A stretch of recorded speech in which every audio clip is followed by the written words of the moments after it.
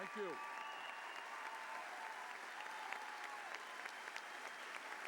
Thank you. Whoa. Whoa. Let me thank Jan. Let me thank Jan and Jeff for the introductions. And I do remember the wonderful event we had at Jan's bookstore. And let me say there are a few more people out here tonight than there were then. And Jeff was absolutely right. I want to thank Jeff for his early support. One of the great fears that I had about running is that I feared that if we did badly, the ideas that we were fighting for would be discarded. That people would say, well, nobody supports this and nobody supports that. So let me begin, although this is a discussion about a book, I would be remiss not to thank the people of Iowa and Iowa City for the tremendous support that they gave me during that campaign.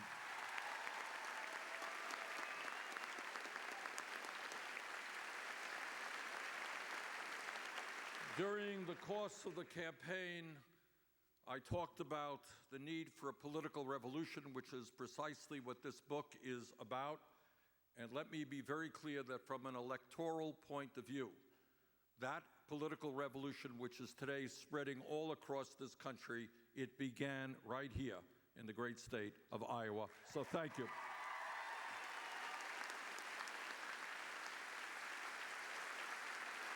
And what Iowa was about, in essence, was whether or not the people of this state, and in fact the people of the United States, were prepared to accept ideas that many people thought were fringe ideas, were wild and crazy ideas, that were ideas outside of the box. But we had the opportunity here in Iowa to go to dozens and dozens and dozens of town meetings here in Iowa City and in small towns all over the state and explain to people that if we stood together, if we focused on the most important issues facing the country, if we had the guts to stand up to the greed of the billionaire class, that there were enormous things that we could accomplish, and the people of Iowa said yes.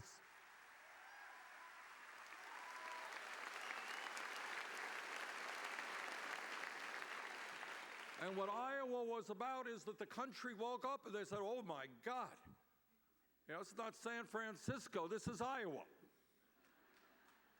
And people were prepared to hear progressive ideas. And then a week later, we went to New Hampshire and we did really well there. And then we went around the country, we ended up winning 22 states, 13 million votes.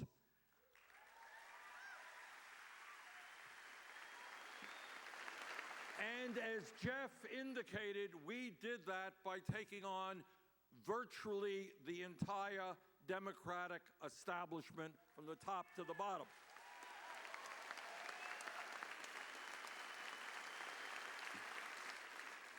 And what was the result of that campaign? As Jeff also said, an organization grew out of the campaign. It is called Our Revolution.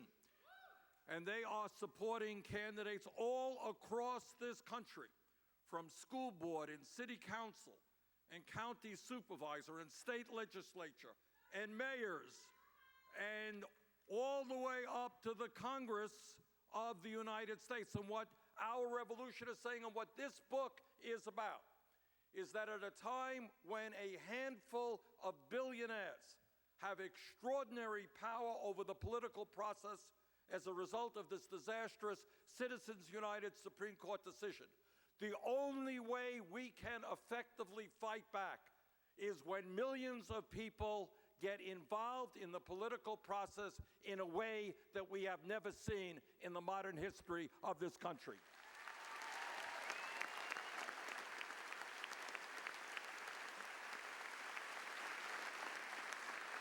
And the good news is, and the campaign was part of that, not exclusive, but part of it, is that it turns out that progressive ideas are the ideas that a majority of the American people believe in. These are not fringe ideas. These are ideas that the vast majority of the American people believe in. Should we raise the minimum wage to a living wage? Yes, that's what the American people want.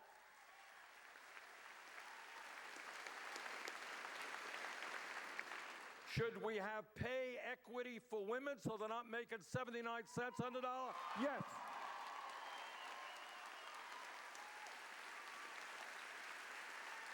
And on, and I'll talk about some of those issues. But the point is that what we showed in the campaign and what is happening now all across this country is there is a heck of a lot more appetite for trying to create a government and an economy that works for all of us and not just the 1% that the media and the pundits had ever dreamed possible.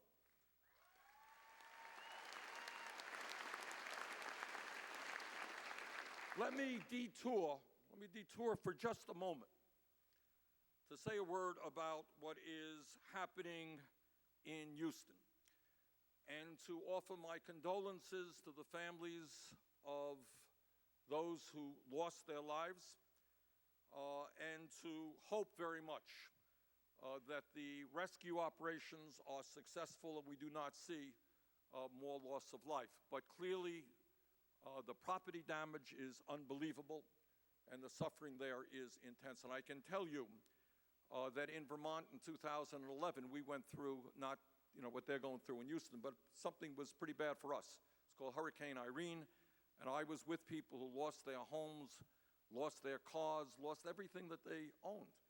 And it is an incredibly painful and traumatic experience.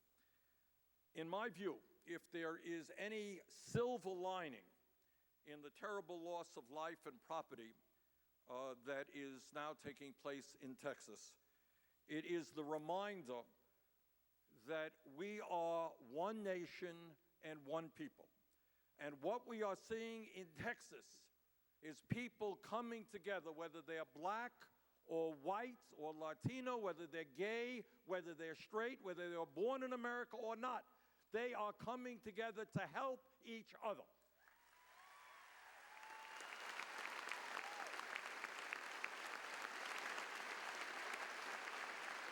We are seeing incredible self-sacrifice, and without waxing too eloquently here, that is what this country is supposed to be about. That is what we have seen time and time again.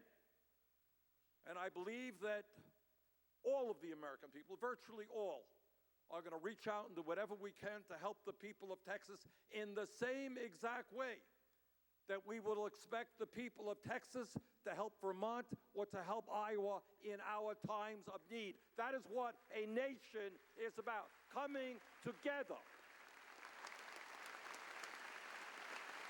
Now, I make that point to tell you what you already know, that when people are in trouble, the human impulse is to reach out to help and not to worry.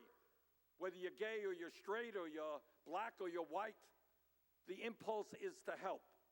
But I make this point because at this moment in history, we have a president of the United States who is trying to do exactly the opposite, to divide us up based on the color of our skin, based on our religion, based on where we were born, based on our sexual orientation. Now, I have massive disagreements with Donald Trump on almost everything. But what I detest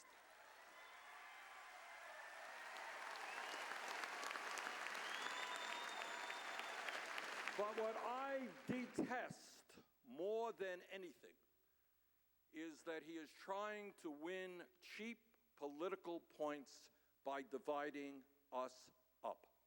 Anybody here who has read history understands the struggles that we have undertaken for hundreds of years, trying to overcome discrimination and prejudice.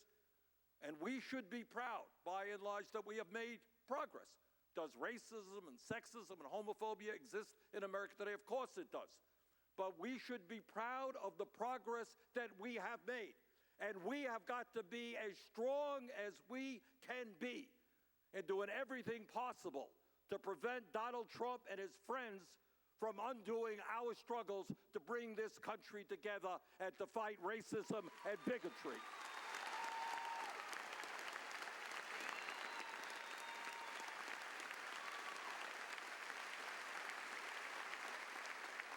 And let me just lay it right out, if I haven't already. And that is right now, and it upsets me immensely. Right now, apparently, maybe as early as tomorrow, Donald Trump is going to end the DACA program. Some of you may not know what that program is. That's the DREAMer program.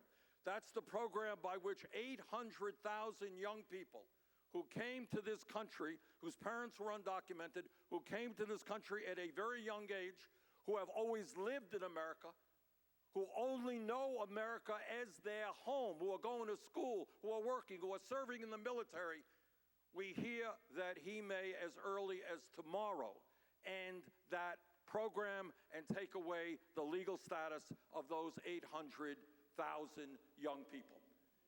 It is shameful, it is disgraceful, and together we have got to do everything that we can to prevent that from happening and to demand that if it does happen, Congress passes legislation to protect those young people.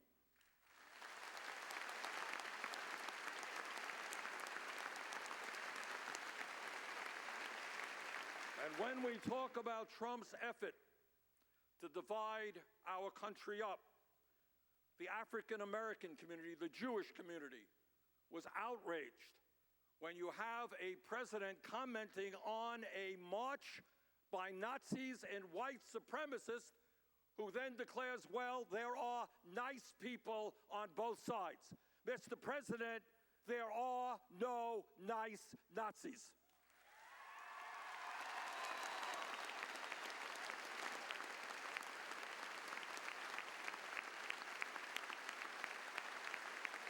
And our job is to stand with the minority communities, whether they're African American or Latino, whether they are Muslim,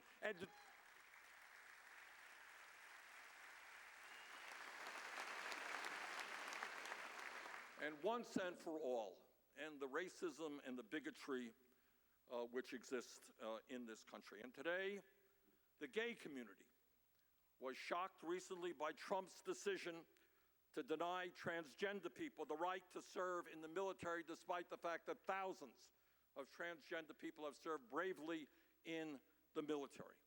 And our job, if we're not going to allow Trump to divide us up, is to stand with the transgender community.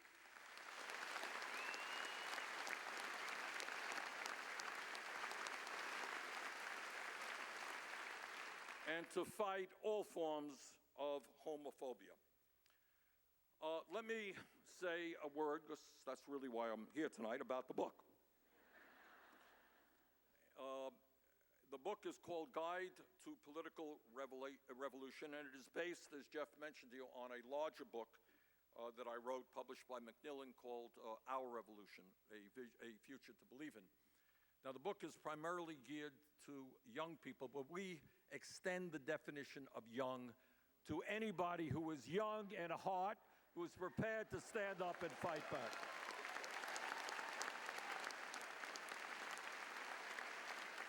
Now, why did I write the book?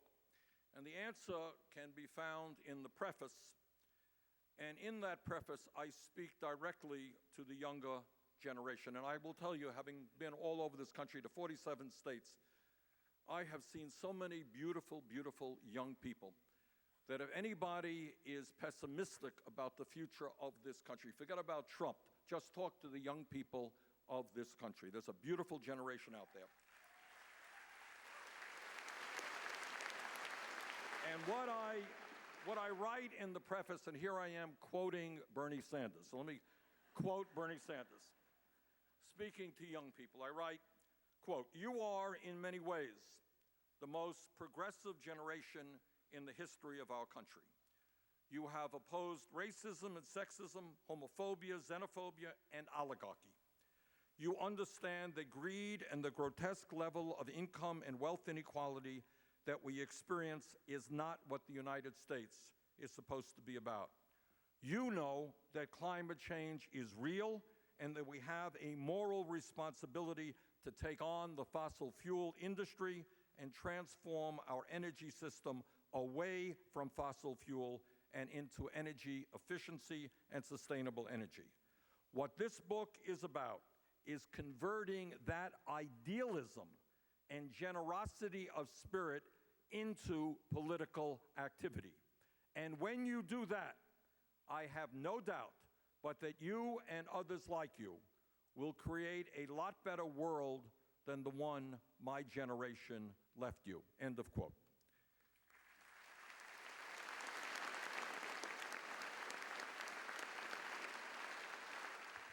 And in other words, what that speaks to is, in fact, the need for a political revolution in this country. It speaks to the need to transform this country economically, politically, socially, racially, and environmentally. And it speaks to the fact that the young people in this country will, in my view, play a leading and integral role in that revolution. Now, in my view, the hardest part of politics has to do with courage. It has to do with thinking outside of the box. It has to do with thinking big and not small. It has to do with the need to escape the limitations and the constraints of the status quo, with the need to reject as normal what we see every day around us, with the need to maintain a strong sense of outrage, with the need to understand that, in fact, the emperor has no clothes.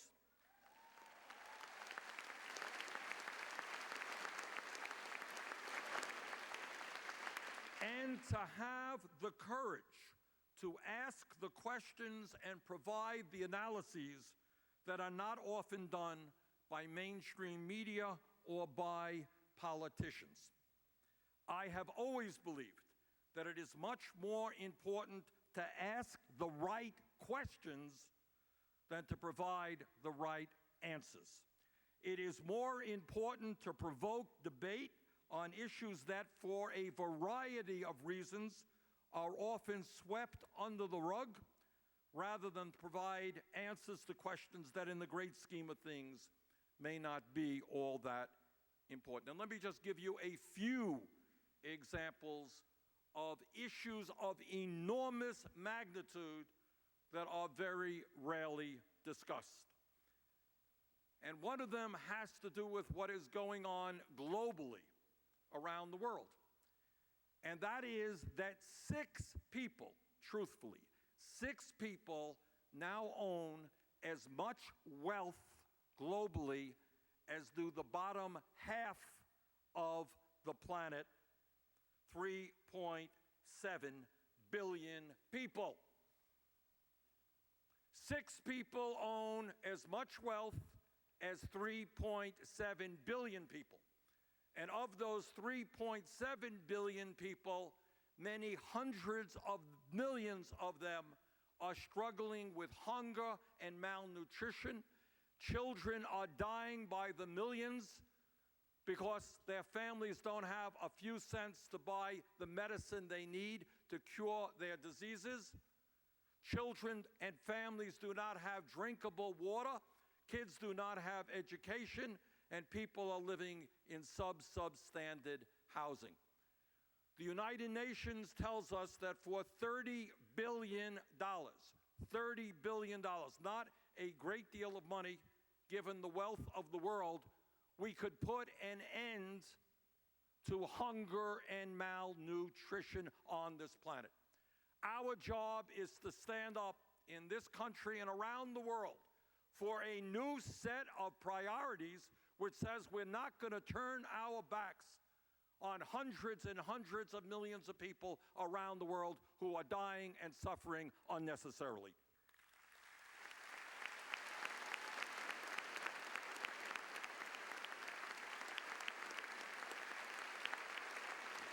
And how often have you heard that issue? Anyone see a TV program about it? It doesn't appear. But just because it is not on CNN or CBS does not mean that it is not one of the most important issues that we face as a planet. And then there is another issue out there, because income and wealth inequality is certainly not just a global issue, it is an American issue. And here is the reality again.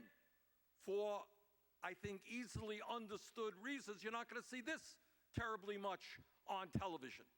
And that is, we have in America today more income and wealth inequality than at any time since 1928, just before the Great Depression.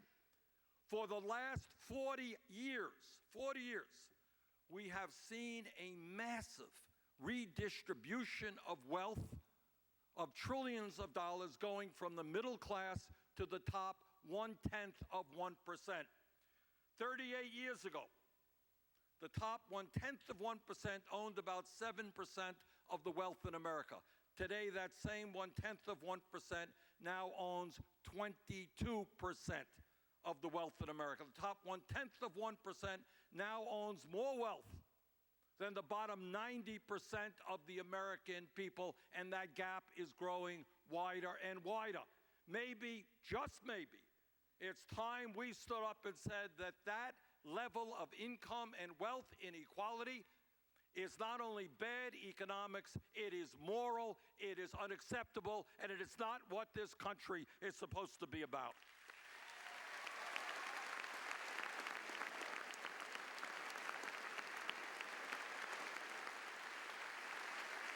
But again, for a wide variety of reasons, you're not going to hear that discussion.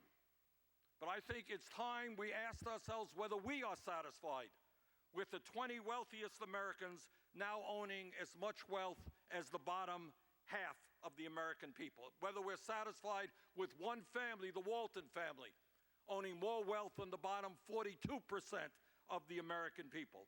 Whether we're satisfied that at a time when we have 43 million people living in poverty and a middle class which is shrinking, we have seen in the last 17 years a tenfold increase in the number of billionaires in this country. It is high time we raise those issues, and it is high time that we stood up and fought for an economy and a government that work for all of us, not just the billionaire class.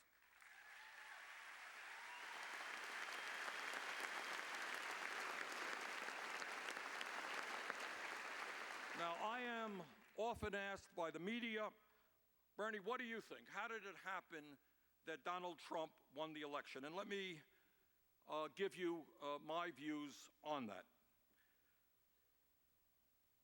Trump won the election because there is an enormous amount of pain throughout the United States of America, pain that many Democrats refuse to acknowledge, pain which is not seen on television or in the newspapers.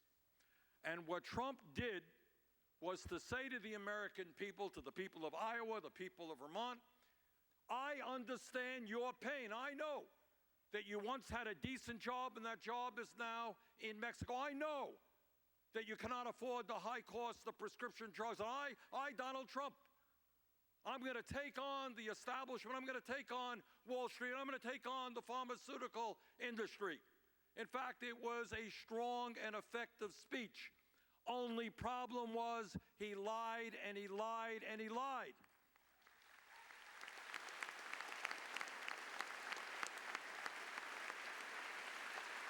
But the fact that he lied does not mean that his analysis was incorrect.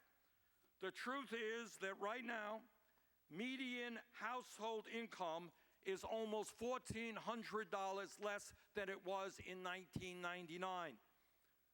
The median income of a male worker today is $2,100 less than it was 43 years ago. What Trump picked up on was that people are hurting, people are angry, and people all over this country are working 2 or 3 jobs.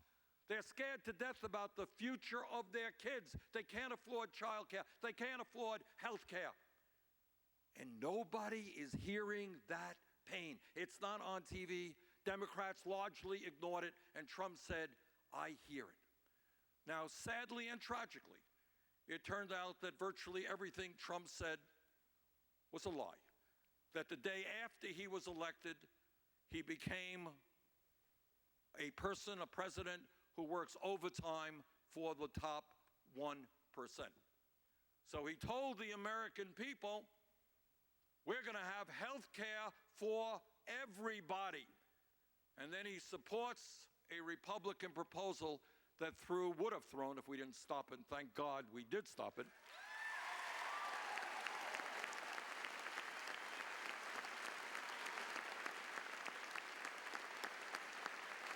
That would have thrown as many as 32 million people off of health care. He brought forth a budget and a tax plan that would result in $3 trillion in tax breaks for the top 1%, and yet massive cutbacks in virtually every program that the working class and low-income people and middle-income people desperately need. In my view, where we are right now politically is to recognize that there is a whole lot of pain and hurt in this country. And we need a Democratic Party that has the guts to stand up to the most powerful special interests and make it clear to everybody that the Democratic Party will stand with the working families of this country.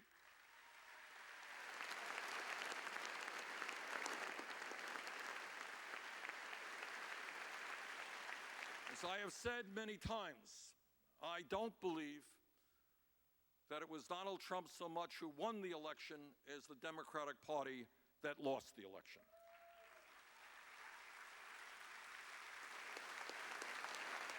And that is not just the White House. Please understand, and Iowa is an example of it, please understand that in the last 9 or 10 years, not only have Democrats lost the U.S. House and the U.S. Senate, they've lost some 1,000 legislative seats in state houses all across this country, in about half of the states in America, where the Democratic Party is almost non-existent.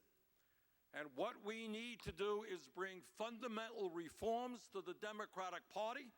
We need to open the doors. We need to invite working people and young people with their energy and idealism into the Democratic Party.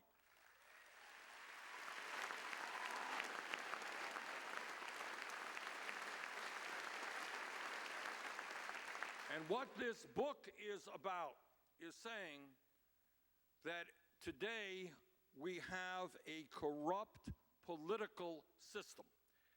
And the corrupt political system is about the fact that as a result of this disastrous Citizens United Supreme Court decision, billionaires like the Koch brothers are able to spend hundreds and hundreds of millions of dollars every single year buying elections and buying candidates who will be there to represent the interest of the wealthy and the powerful.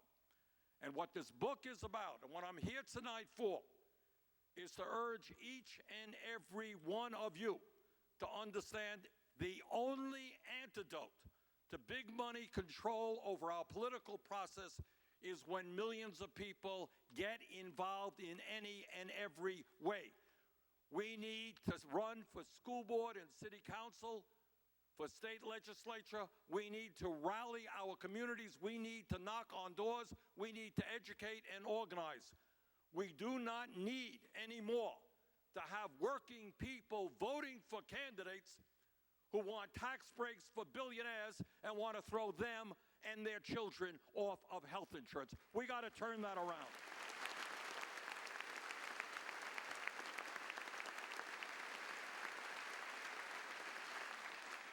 What we also have got to do is develop a progressive agenda which makes sense and means something to ordinary people. And what is that agenda?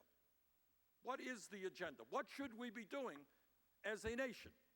Well, if you have a middle class which is shrinking, if you have millions of people living in poverty and sometimes in desperate poverty, the first thing I think we have got to do is demand that if you work 40 hours a week in Iowa, Vermont, or in America, you're not living in poverty.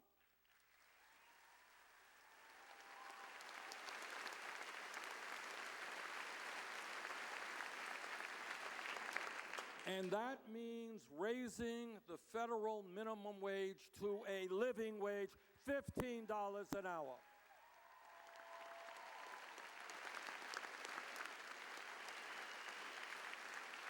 During the campaign, I was in Des Moines, and there's a very nice farmer's market down there. I think it was a Saturday morning, and I was just walking around saying hello to people, and I bumped into a guy, and we chatted for a while. And it turns out he worked for a church, and what he did is take some of the produce that was not sold and took it to an emergency food shelf. And I asked him a question. I said, what percentage of the people who go to that food shelf are employed, and what percentage are unemployed or disabled or whatever? And he said the overwhelming majority of the people who go to the emergency food shelf in Des Moines, and it is true in Vermont and it's true all over the country, are working people. But the fact of the matter is, and you can do the arithmetic as well as I can, if you make $10 an hour or $11 an hour, and you got to rent and a pump, and you have to put gas in the car, and you have to pay for health insurance and maybe child care for your kid, and you got to keep your home warm in the wintertime, nobody makes it on 10 or 11 bucks an hour.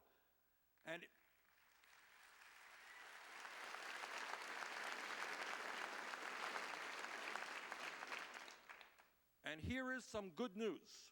And the good news is that if I went before you 5 years ago, I was here 5 years ago, and I said we're going to raise the minimum wage to $15 an hour, some of you would say, well, that's really nice, but you're crazy. Can't be done. But as a result of the incredible activism of people in the Fight for 15 movement, people in the Good Jobs Nation movement, especially people working at the fast food industry, people at McDonald's and people at Burger King and people at Wendy's, these folks stood up and fought back, and they told their communities that they can't make it on 9 or 10 bucks an hour. And the result of that is that all across this country, communities and states are beginning to raise the minimum wage to $15 an hour. We're having real success. And let me also tell you that I introduced legislation a few months ago for $15 an hour federal minimum wage. We now have 31 co-sponsors on that legislation.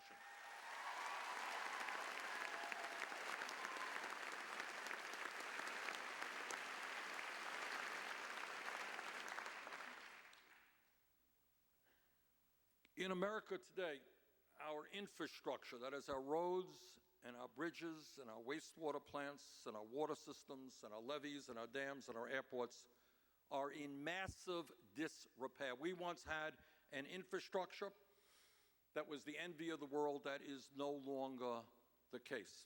I was in Flint, Michigan a year and a half ago, and what I saw there, nobody should see. And that is children being poisoned by lead in the water. And that phenomenon, while worse in Flint, is going on all over this country. People are drinking water that is not.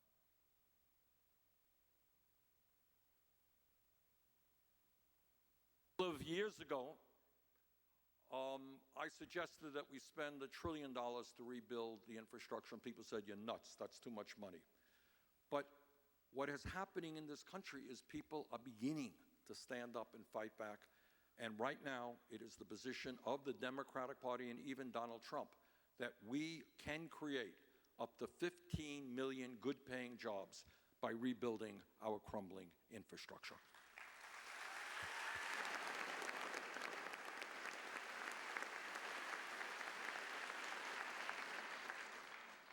The point that I'm making now is that we are making progress despite Donald Trump in bringing forth a progressive agenda. It has to do with minimum wage raising. It has to do with pay equity for women. It has to do with a massive program to put people back to work, rebuilding our crumbling infrastructure. And I'll tell you what else the progressive agenda that we have been fighting for is accomplishing. When I ran for president, what I said is that it makes no sense that right now we consider public education to be limited to the 12th grade. We are living in a highly competitive global economy. 25 years ago, the United States led the world in the percentage of our people who graduated college. We were number one. We are far from number one right now. And our economy will not be strong unless we have a well-educated population able to do the new jobs that are being created, jobs which almost always require more education than used to be the case. So when I began in the campaign talking about making public colleges and universities tuition-free, oh, that was a radical and crazy idea. Well, guess what? That idea is spreading all across the country right now.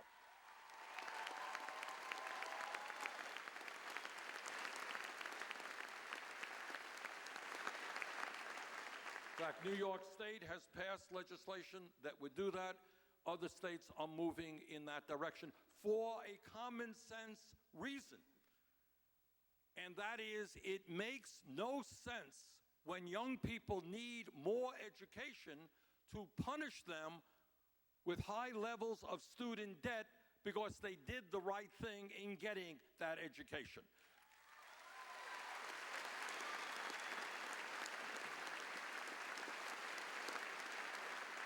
So we have legislation in, and we're going to be talking about it a lot in the next couple of months, that not only makes public colleges and universities tuition-free, substantially lowers the level of student debt that millions of people are carrying right now.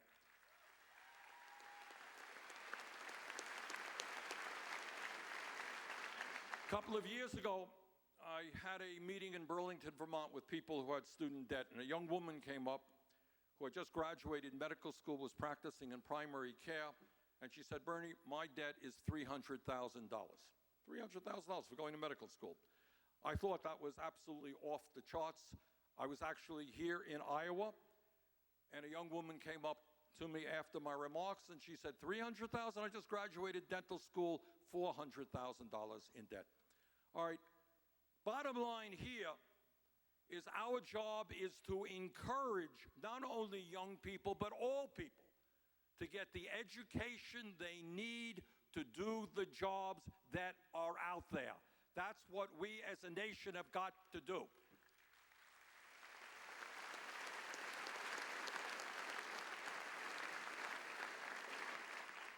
There's another issue where we are gaining significant momentum. The Affordable Care Act, so-called Obamacare, has, in my view, done a number of good things. We take it for granted, but there are 20 million more people in America who today have insurance than was the case before the passage of the Affordable Care Act.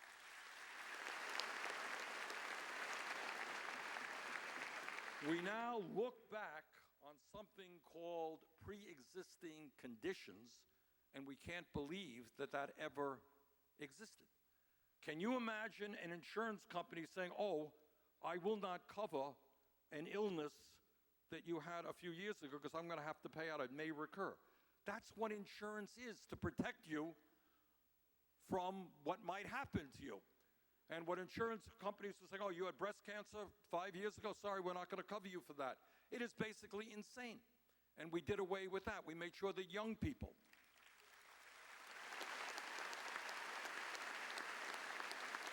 We made sure that young people, 26 or younger, could stay on their parents' plans. We also ended this business of insurance companies saying there is a limit to how much we're going to pay out if you have a serious or chronic illness. So we did some good things. But having said that, we have to also recognize that our healthcare system today faces very, very serious problems. Today, we still have 28 million people who have zero health insurance at all. And in this room, and in this state, and in this country, there are many, many millions of people who have high deductibles, yes, high co-payments, high premiums, the result of which is even though they do have insurance, they can't go to the doctor when they should. And the result of that, again, something we don't talk about very much, is that every single year tens of thousands of Americans die because they don't go to the doctor when they should. And I've talked to doctors in Vermont and all over this country who will tell you that people walk into their offices really, really sick, and the doctor said, "Why didn't you come in here 6 months ago when you first developed your symptom?" And the person said, "Well, my deductible was too high. I couldn't afford it. I didn't have any health insurance." Some of those people die. Others end up in the hospital at great cost to the system. The Affordable Care Act has done some good things, but it is time for us to go further. It is time for us to ask a simple question. Is health care a human right, or is it not? I think it is.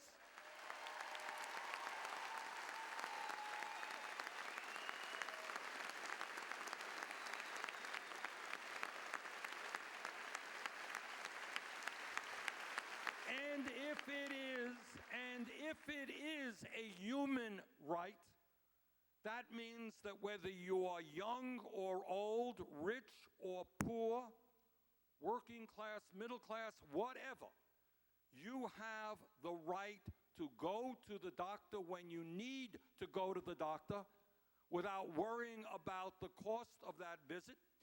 You have the right to know that if you end up in a hospital, you're not going to be socked with tens and tens of thousands of dollars in debt, which could lead you to bankruptcy.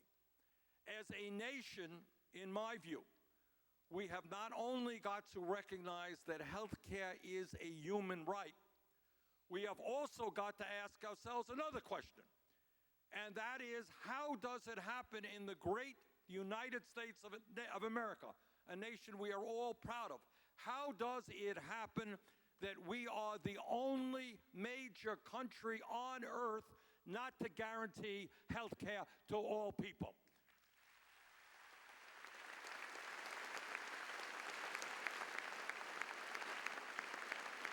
So again, you're not going to see this. Again, going back to what I said earlier, you're not going to see this on television.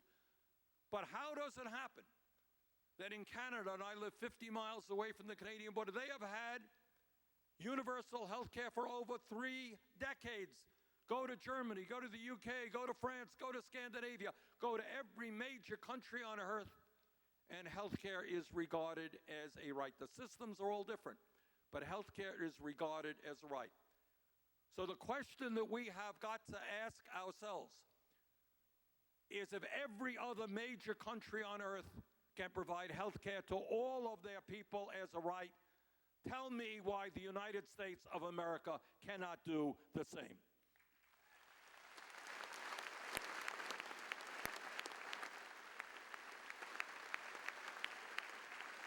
But it is not only universal care.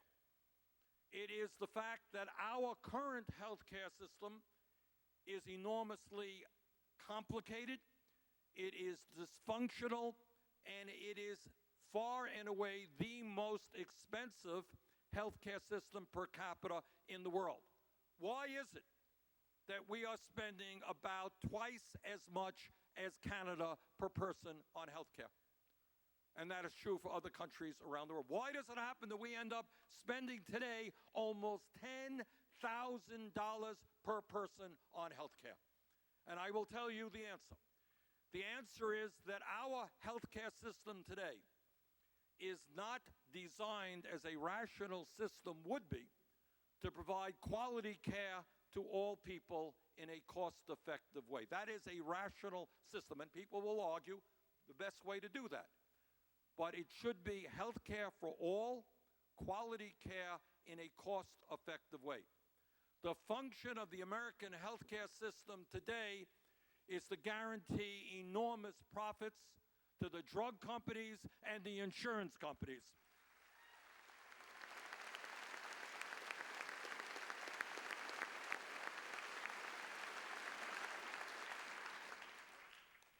Last year, 2 years ago perhaps, the 5 major drug companies in America, 5, made $50 billion in profit because we are the only country on earth that does not negotiate with the pharmaceutical industry in terms of the prices that they charge.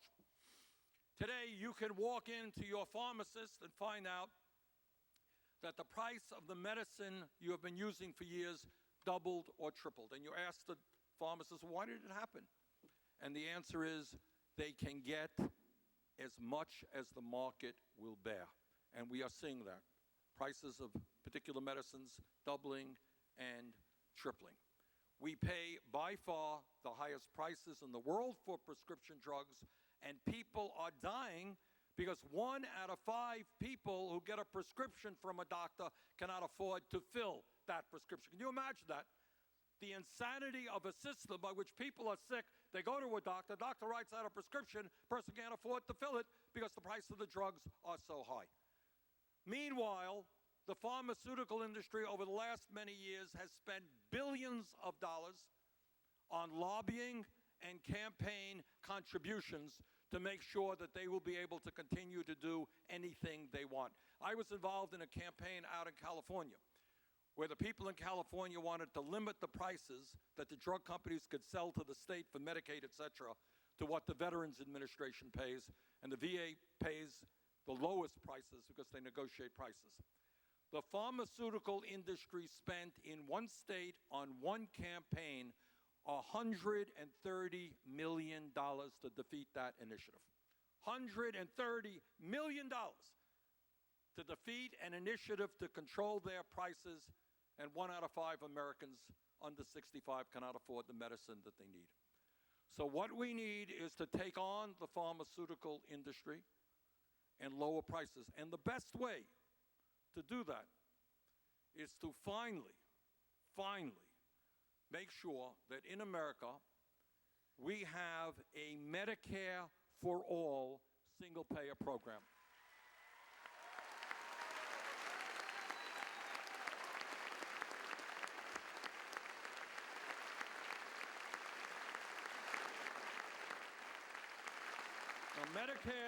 Now, Medicare has its problems. It is not a perfect system, and we've got to improve it. But right now, Medicare is doing what it was designed to do when Lyndon Johnson signed that bill back in 1965, and that is to make sure that every person in this country, 65 or older, gets access to good quality health care. And the result of that is that people are living longer, they are happier, and they are more secure. If Medicare can work for people 65 or older, there is no rational reason why it cannot work for every man, woman, and child, and I will be introducing that legislation, Medicare for All, within the next 2 weeks.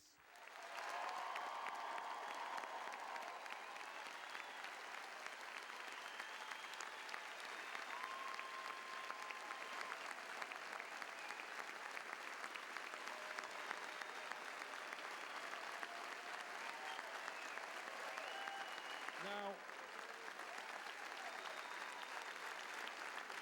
and again, the good news is that more and more people are moving in that direction. There was recently a good poll, a well-done poll that suggested that 60% of the American people now believe that the federal government should take responsibility in providing health care to every man, woman, and child in this country. So those ideas are gaining momentum. But let me tell you the other side of the story. When you take on the pharmaceutical industry, which has unlimited, and I mean unlimited amounts of money. When you take on the insurance industry, when you take on Wall Street, that makes all kinds of money from the healthcare system, you're taking on some of the most powerful special interests in the United States of America. This is going to be a very, very tough fight. And what I'm asking the people of Iowa, as I am the people of every state in this country, we have got to get involved in this struggle. And we have got to confront our elected officials and ask them whether or not they want to continue a system which makes the CEOs of the insurance companies rich, but which is harming so many people throughout our country. Now is the time. We've been talking about it long enough. Now is the time to guarantee health care to all people as a right. And I want you just to think about what that means. Think about being able to go to the doctor when you need to. Think about something else that we don't talk about. There are millions of people in this country who are now staying at jobs which they don't like. Why are they staying in those jobs? They're staying in those jobs because they have good health insurance for themselves and their family. Think what it will mean to this economy when people don't have to stay at a job they don't want, get out and do the kind of work they really want to do.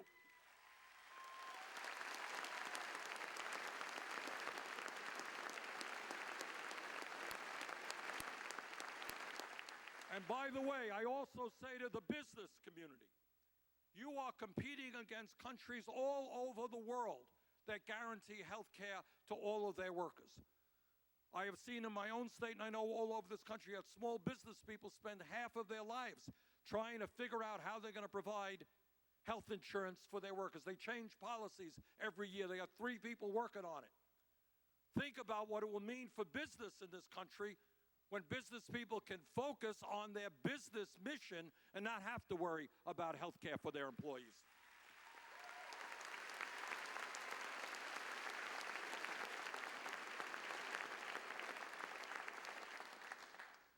President Trump, in the next couple of weeks, I suspect, will be coming before the Congress with some ideas regarding tax reform. I know that I will shock you when I tell you that his definition of tax reform means incredibly large tax breaks for the wealthiest people in this country and for large, profitable corporations. Right now, we have corporations making billions of dollars a year in profit who are paying zero in federal taxes because they're stashing their profits in the Cayman Islands, Bermuda, and other tax havens. We have millionaires. Warren Buffett tells us that there are billionaires who pay an effective tax rate lower than middle-class workers because all of the loopholes that exist for dividends and capital gains. Now is the time, and we got to stand together on this issue to say to Trump and the Republican leadership, no, we are not giving more tax breaks to billionaires and large multinationals. We're going to demand that they start paying their fair share of taxes.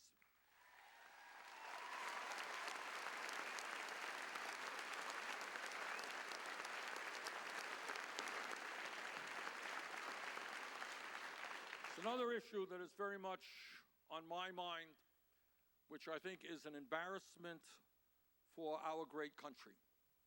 And that is, today we have more people in jail than any other country on earth. Think about it. China is a communist, authoritarian country that does not tolerate dissent all that well. They are 4 times our size. We have more people in jail, disproportionately African American, Latino, Native American, than any other country on earth, far more than China. We have got to begin focusing on real criminal justice reform.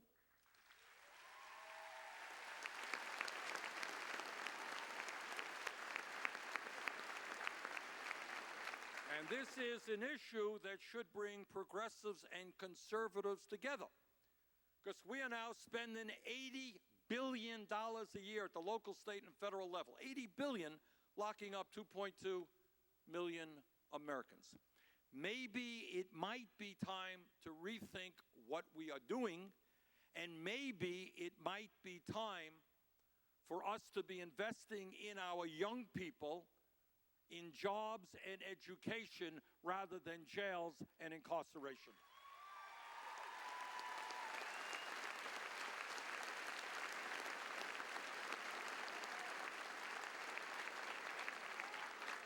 Let me conclude by just saying a couple of things.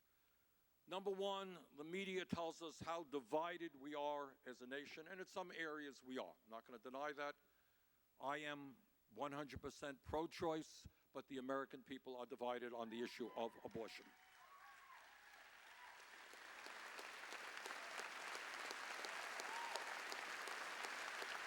And in terms of that issue, let me just say this, where I see hypocrisy, and I respect there are sincere people who hold that view, and they have their views from a religious perspective, and I understand that. But I do regard it as a little bit hypocritical when you have a political party whose major mantra is to get the government out of our lives, to do away with all kinds of regulations. Let people live their lives. Why is the government intruding here, there, and everywhere? And yet, when it comes to the right of a woman to control her own body, suddenly the federal government and state governments are there.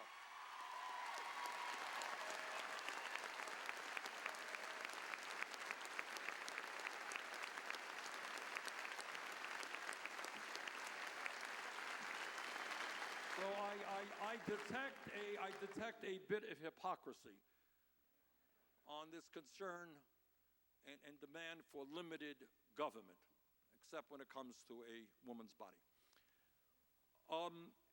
The other point that I would want to make is that on virtually all of the economic issues, the issues that I talked about this evening and many more that I didn't talk about, there is very strong support for the progressive agenda.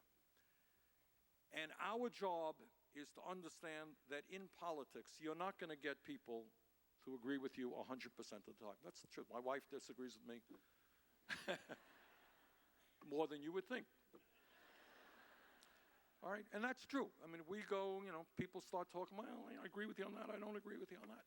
Politics is not having 100% support on every issue. What politics is about and must increasingly be about is progressives going beyond their comfort zone politically. I know it is very easy, and I'm guilty of this myself, to make jokes about Donald Trump. That's pretty easy to do. We've all seen them. But you know what? That is not going to win us the struggles that we need to win. And what that means is that we have got to respect people who have different points of view, and we have got to talk to those people.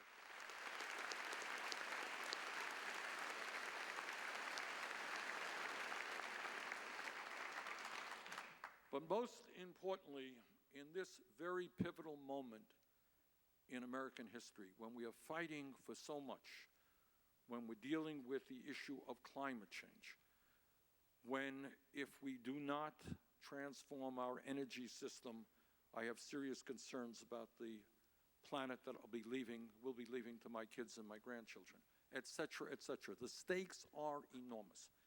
And the message that I want to convey to you, and what this book is about, is you can go home and say, oh my God, it's just too much. I can't do it. We can't take on the whole world. I'm just depressed, I'm disgusted, I'm this and I'm that. And I understand all of that sentiment. I feel that every other day myself. All right? But what we have to understand is what we are fighting for is much more than our own lives. We are fighting for our children and our grandchildren. We are fighting for the future of this planet. And I do not believe that we have the moral responsibility of simply throwing up our hands in despair. The truth of the matter is, and I speak to you as someone who's been all over this country, that the vast majority of the American people are good and decent people. They want their kids to grow up, to have good jobs, to have a good education, to be drinking clean water, to have a good environment. Of course, we have our disagreements. But our job is to get involved in the political process, to take on a billionaire class which is buying elections. Our job is to run for school board, is to run for city council, is to support candidates. Our job is to get involved in the important issues facing this country. And one of the things the establishment and the system does to us, consciously or unconsciously, what it says, hey, you are going to run for school board. What do you know about education? You're going to run for city council. What do you know about local government? You want to run for Congress? Oh, my God. What do you know? Well, let me respond to that criticism of people not knowing enough. I work in the United States Senate. And if you think you don't know much about what's going on, check out what goes on in Washington.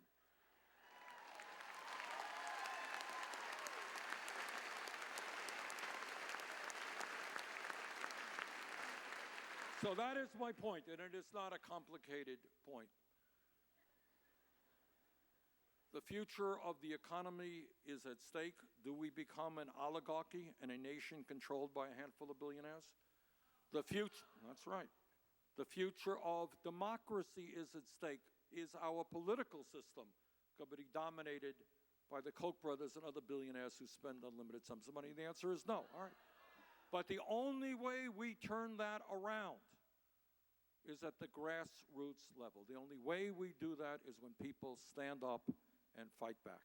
And tonight, I am here to implore you, please do just that. Thank you all very much.